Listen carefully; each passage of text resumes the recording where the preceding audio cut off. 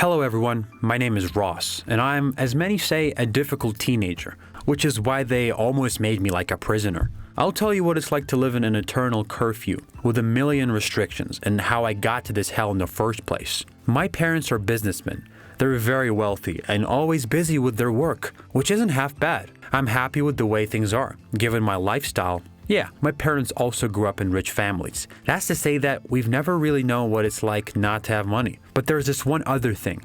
Among all the pros of wealth, kinda sucks when for some reason you stop getting lavish vacations, expensive cars, and the newest phones.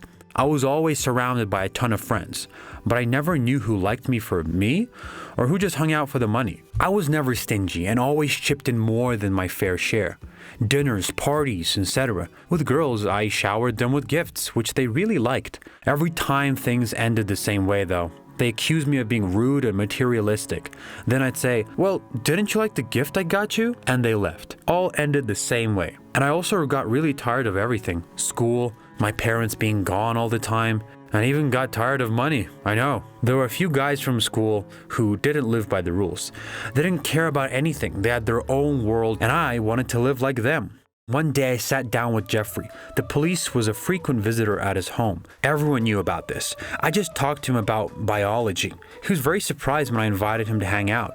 Jeff was smart. He immediately knew what I wanted, so he made a meeting with me and his guys. I came to the meeting. They were all hanging out at a friend's house. The area itself was kind of sketchy, like a ghetto, where some of the houses looked like they were robbed and broken. I was a little scared, but I still came by. I was greeted with a thunderous ovation, then got offered a drink, and I agreed. I just sat there, watched them listen to their stories, and was really curious. I also wanted to try doing something illegal. Jeff said it was possible, but wouldn't I regret the consequences? I answered confidently, no.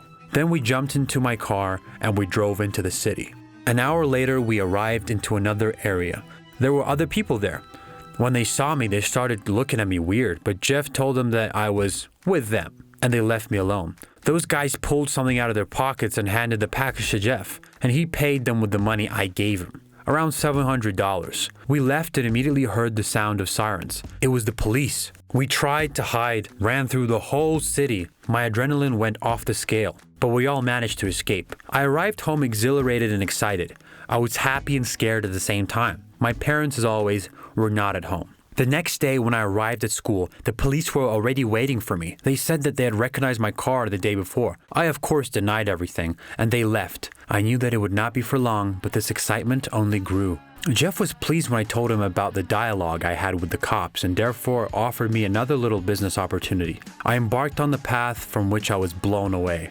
It helped me deal with my life's loneliness. Petty fights, driving on red lights, speeding, participating in the sales of illegal substances. I didn't have time to look back when I had a lot of things on this list to do. I know that I'll eventually get caught, and when this actually happened, the man who almost became a good friend of mine stabbed me in the back.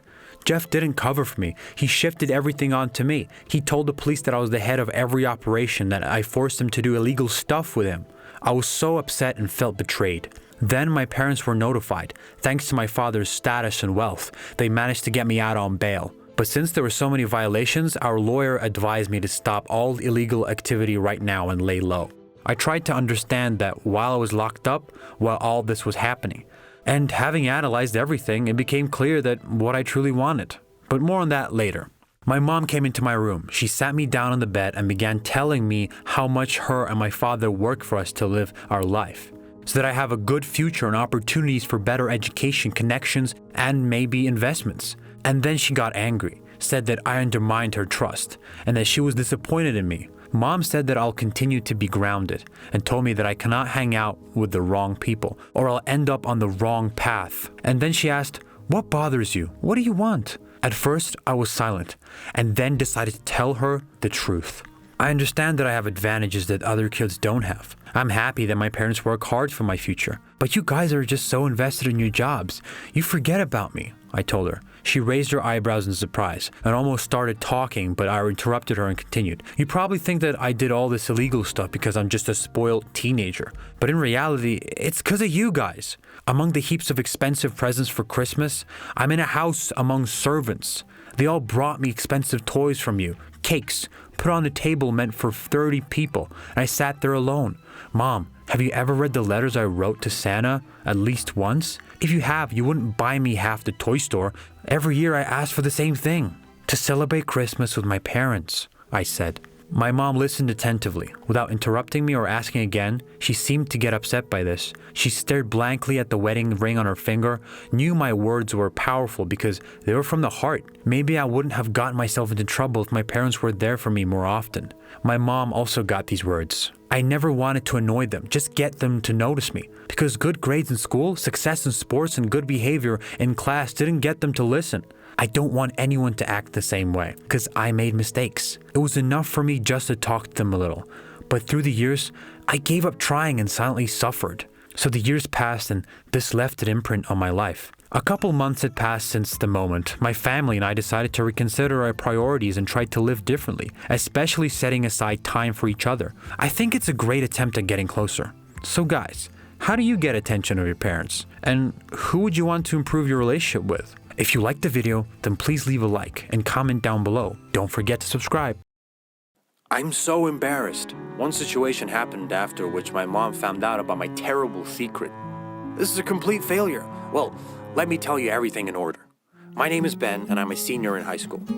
During all my years at school, I was always the most active and successful student. I studied well, took part in student conferences, competitions, and was respected amongst teachers. I had no bad habits, and often the moms of my friends set me up as an example of a good boy and a great friend. I confess that I was like that. Since childhood, my parents raised me in a loving environment and said that the most important thing was education and faith in myself.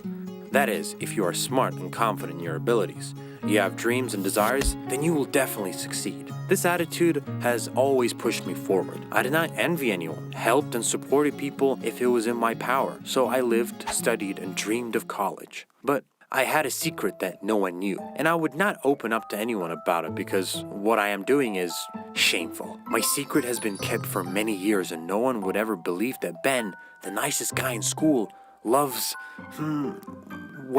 this. You're probably wondering what the secret is. Write your guesses in the comments, and at the end of the video, you'll find out if you're right. So, one early morning, the headmaster came to our class. He was very upset. The principal said that there was an accident in the nursing home the night before and a fire started there.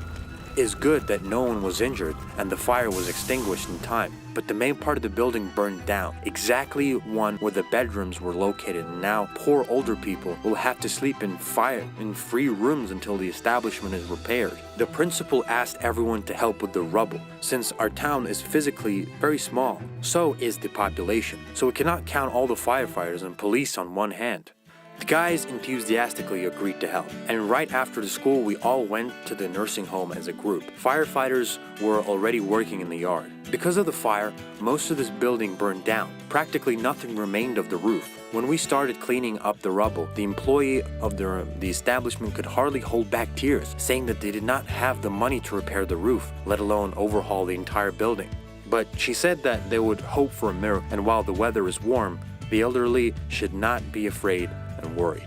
The boys helped each other to lift heavy slabs and parts of the roof, while the girls cleared the area. After taking a break, we sat down on the ground. That kind of woman who worked as a caregiver brought us cold lemonade. After drinking my glass, I decided to walk a little along the perimeter of the site. Passing around the building, I saw the sad look of elderly lady sitting in a wheelchair through the building. She looked into the distance and was wrapped in an old torn blanket. I felt so sorry for her. Having looked at other elderly people, I almost burst into tears. Everyone had such a sad and lost look. I don't know why, but this image stuck in my head for a long time. I began to think about ways I could help them. I thought and came up with something. I came home and took up my old hobby. Nobody knew about it except for my grandmother, who in fact was my teacher in knitting. Yes, I can imagine your surprise, but it's true. When I was little, my parents often let me with my grandma. Together, we planted vegetables in the garden, rode bicycles to the forest for mushrooms. We always had a lot of fun. Grandma knitted blankets and socks every evening. I was wondering who she knits them for. My grandma said that she gives the finished things to the orphanage. For the kids who unfortunately grow up without their parents, I liked the idea of helping so much that I asked her to teach me how to knit. She resisted, saying that this was not a man's business, but I persuaded her and soon learned how to knit.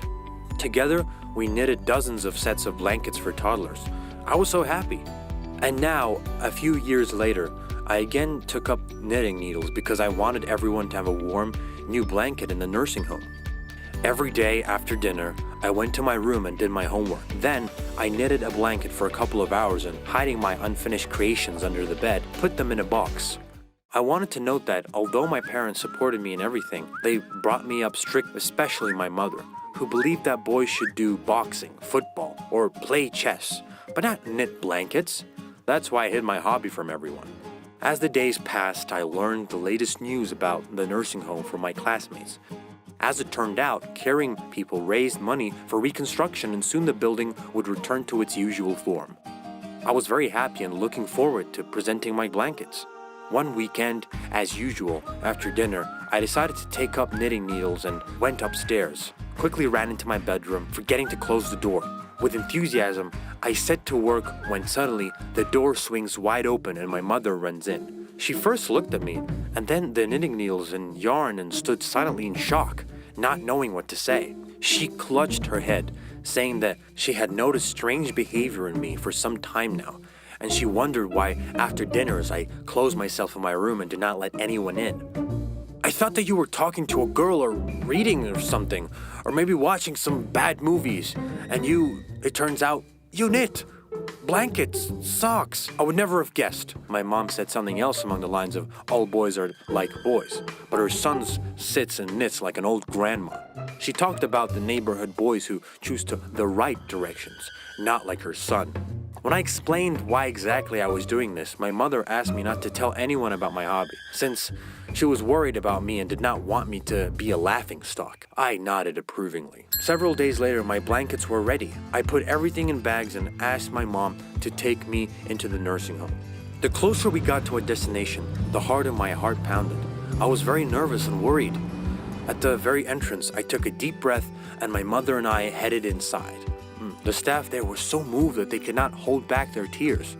They said that the funds allocated by the state were not enough to purchase the necessities and that my blankets were the best gift for the oncoming holidays. I went to every grandfather, every grandmother, and gave them a blanket. I saw such gratitude in their eyes that everything was clear even without words. Leaving the nursing home, my mom and I got into the car. We drove home in silence, each in their own thoughts. Outside the house, having parked the car, my mom took my hand. She apologized for her words and said that she was very proud of me. Today she realized that good deeds cannot be ridiculed. There are no things that only girls and only boys can do. If you like it, do it. Sing, play, paint, dance. It doesn't matter who you are, how old you are. The important thing is that it brings you happiness. We walked home and I was radiant. Doing good is so easy, and you just need desire. If you liked the video, then please give it a thumbs up and comment us below.